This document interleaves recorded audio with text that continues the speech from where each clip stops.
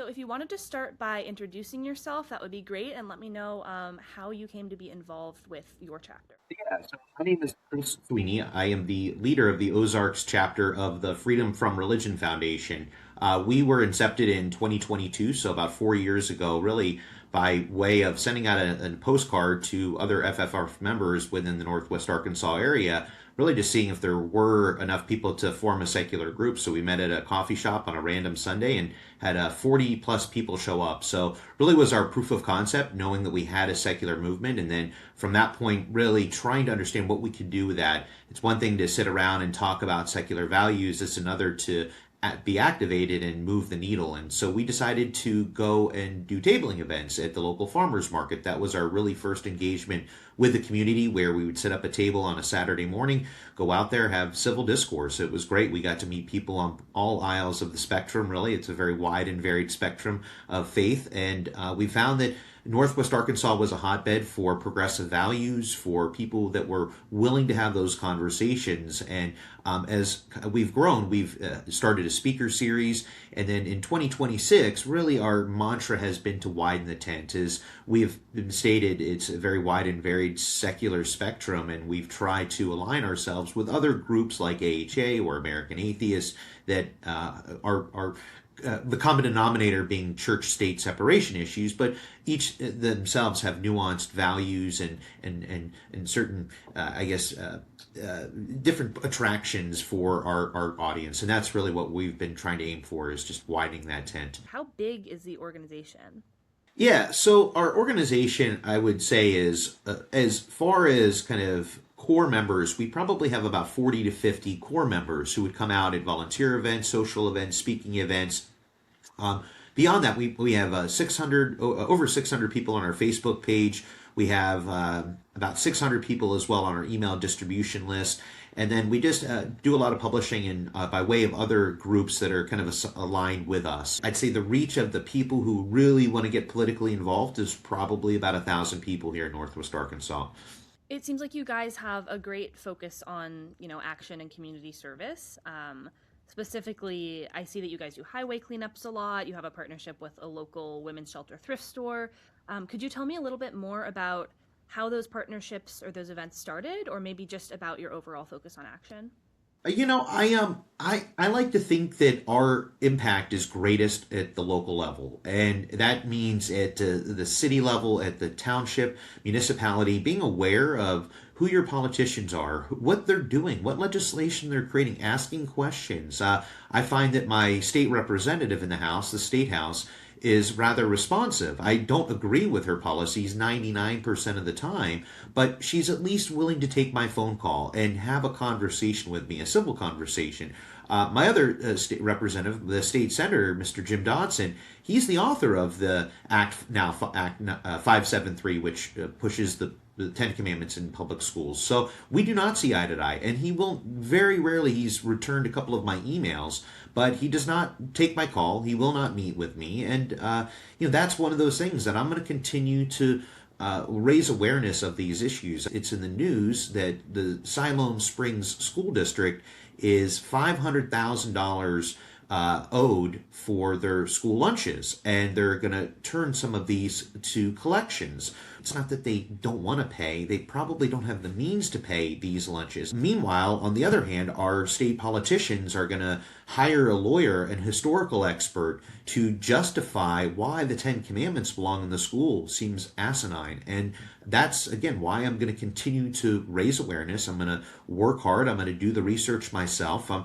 not expecting the media to do a FOIA request. That's my job as a citizen. But it is people like me. It is individual citizens that can make an impact. And that's one of the things I try to underscore with our membership is you as a citizen of the United States, of the state of Arkansas, can make an impact. How little or how large it is just depends on really how much you want to work for it. So one of the things that we're looking to backfill is that community that church has often provided many of our members with.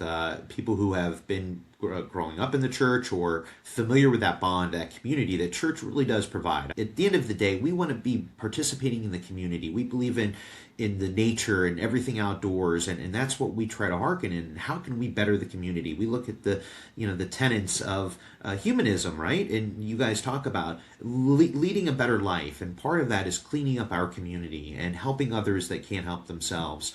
And we've really put an importance on our area. We love Arkansas. We love the outdoors. It's the natural state. Yet you drive down the road and you see trash, and it's this is the human element and the human nature, and we understand that, and we're going to be the better people, and we want to demonstrate to the community that secular people care. Namely, with the Northwest Arkansas Women's Shelter, that was started as an extension, I should say, of the NWA Free Thought groups. They had been donating time to the NWA Women's Shelter, and nobody was doing it. They just didn't have many people who could help, and frankly, some of their people were older and infirm and couldn't do what they needed to the responsibilities of, say, cleaning. So that's where I offered to step in, and I really come to value their mission. I find it just incredible who they are as an organization. I've got to meet all of their executive board members, just people who deeply care about the community.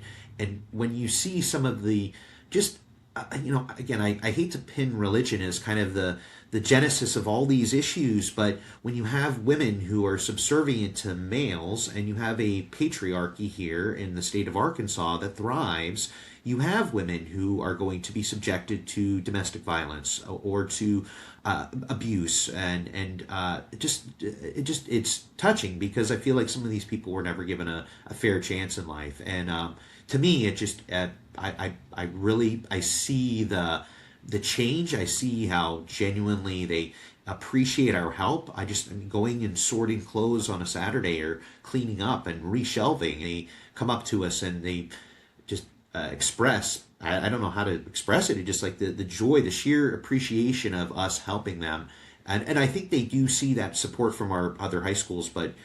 To me, it's important, and I'm so happy because we've been awarded this American Empathy Project grant, and we're going to be continuing that. We're doing a donation drive with them next month for that. We were awarded last year with our local NPR station some marketing dollars, basically $1,000 grant in marketing. So we're going to co-opt this to advertise about doing a donation drive, and then we're going to use the funds to partner with they're in a shopping center in a Hispanic part of town, and right next to them is a little Mercado, so they have like a little restaurant inside. So everybody that gives a donation gets a little ticket that can be redeemed for, a little taco lunch. We're going to broadcast that on the radio, and, we just want what their most urgent needs are, which are, the essentials. It's toiletries, it's feminine hygiene products, baby products, and, get a taco lunch out of it. We've done the cleaning, and we've been able to help sort what existing donations are, but now we get to spotlight them in cooperation with them. We're drawing attention to a cause we find very worthwhile, and again, hopefully we'll get people just to show up and donate whatever they have. So this next question is pretty intentionally open-ended, but how is your organization meeting the moment? How can our organization meet the moment? Really being out there, being active, being activated. I find that so many people just sit there and think of it as it is the way it is, and I just hate that. I hate standing still. But that being said, it's coming out to a tabling event. It's having civil discourse with our community. You have to talk about these issues where we fundamentally don't agree. That's not a reason to put your head in the sand. It's even more reason to get out and have that dialogue and reach across the aisle, find common ground. We need to build common ground together as a community. In a state where you find this church-state separation, someone backsliding, we're almost a model of Christian nationalism across the country. So for those who identify as secular, this is as good of an opportunity as ever to make an impact and be impactful. How do you envision the future of your chapter, and what resources or support would you need in order to get there? The fact that we are so involved, I think, going from not having a chapter here and really just an absence of secular outlets. When I first moved here 7 years ago, to where we are now and to where we're hosting speakers at some of the finest establishments here in Northwest Arkansas. We've really drawn the attention of people in this area. I'm excited by that. I get tickled every time I have someone from a media or a newspaper outlet reach out to me because our organization is now a de facto a secular resource in this community. So I'm excited by that. I think we've got an incredible future. Meeting the moment is going to continue to help our organization thrive.